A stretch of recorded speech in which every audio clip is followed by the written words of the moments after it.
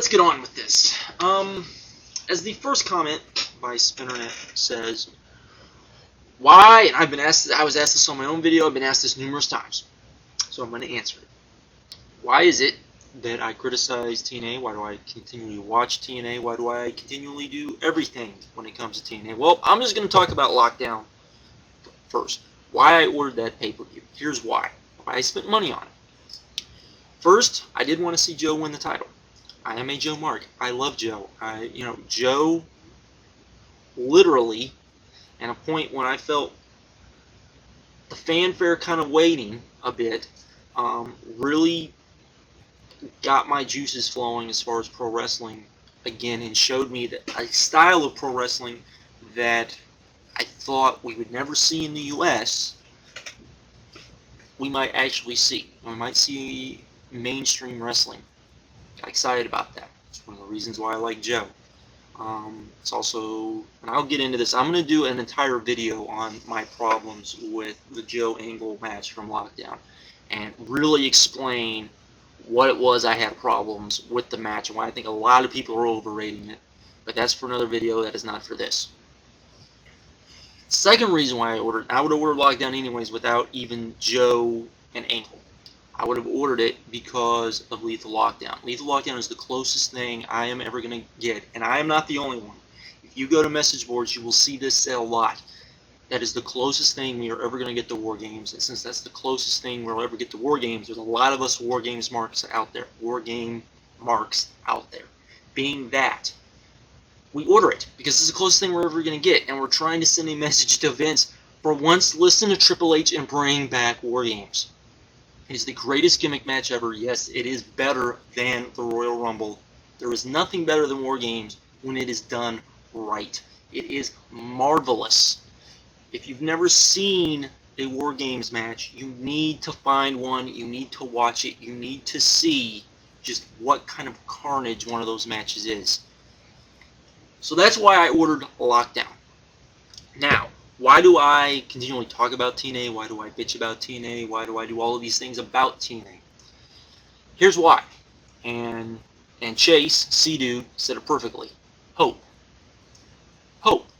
Hope that this promotion, that in his eyes, my eyes, and numerous others' eyes, can get to where they should be. TNA has, without a doubt, the best roster in the world. I don't say that lightly, and I mean that.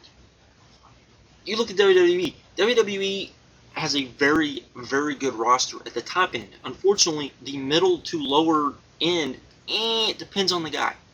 WWE probably has 15 guys out of 100 guys, which they probably have about their talent is that's about 80. They have about 80 individuals under contract. Maybe 15 of those would be capable of walking out on a night and stealing the show and putting on an amazing match. Okay? That you could say, put those two guys on, they should be able to go out there and put on an amazing match. Maybe they won't, you never know.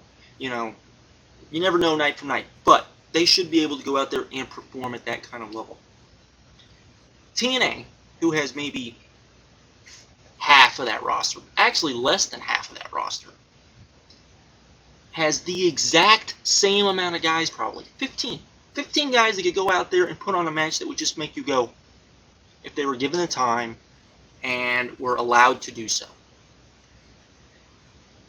There's a lot of us that know this. There's a lot of us that have watched these guys in ROH, in Japan, wherever, and we know they can do this. And that doesn't even include the talent they can bring from Japan. That doesn't even include the talent they could bring from New Japan and bring it over to highlight, to even put on even more. That is it.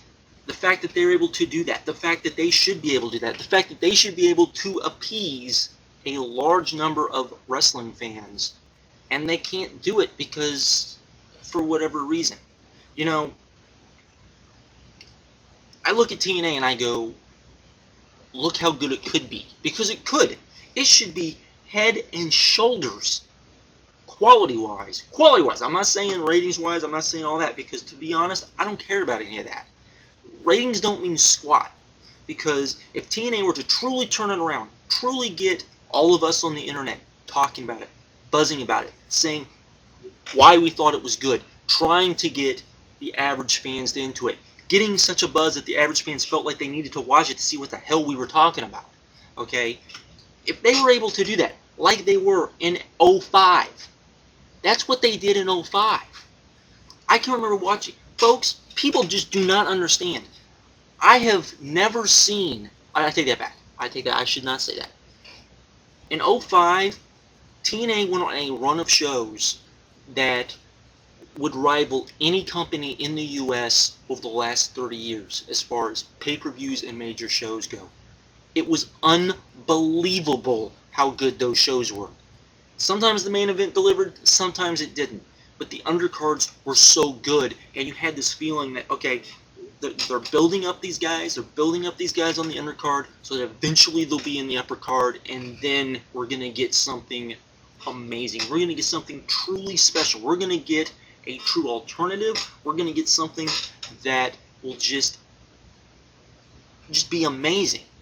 And we got to that point, and TNA said, pulled the rug out from under us and said, nah, we're not going to give you that. We're going to give you what you can watch on USA or CW or Sci-Fi throughout the week. We're going to give you what the WWE gives you because, well, that's what we want to do. We don't want to give you an alternative. There is no reason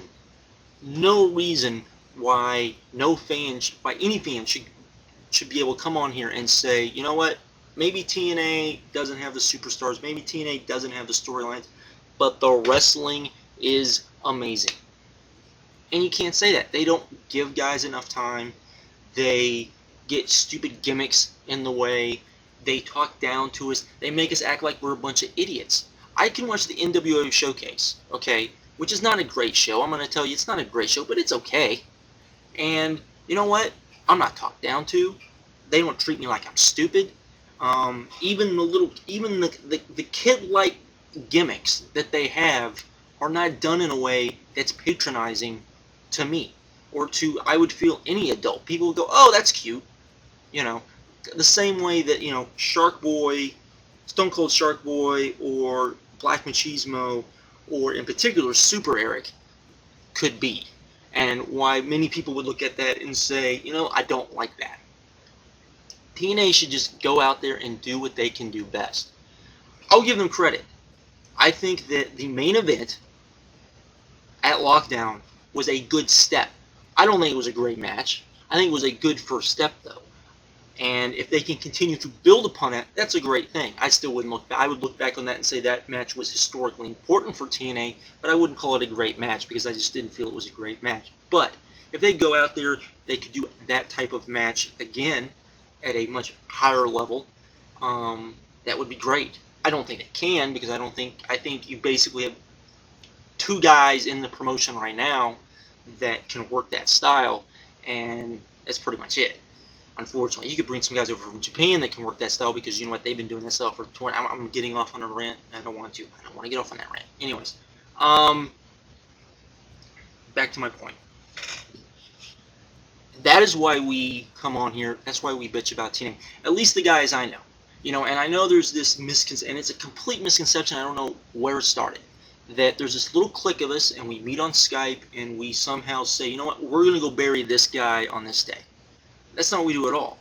You know, there are, of the probably 10 guys that frequent when we are doing Skype calls. Of those 10 guys, there's probably 3 or 4 guys that are TNA fans, that like TNA, to be completely honest. And we listen to them. We will often ask their opinions on stuff. We'll say, hey, you know, what did you think of this? Are we being biased? It's something we do all the time because we always hear you guys say we're being biased.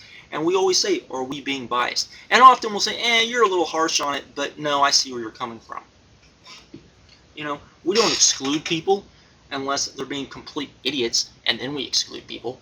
That's the only people we've ever excluded are people that are idiots, or people like Brandon, Spinnernet, who just like to start crap.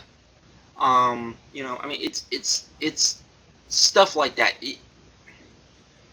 My point is this. Chase hit it right on the head. It's hope. It's hope that TNA can be what we want it to be and what we think it can be because we saw in 2005 what it could be.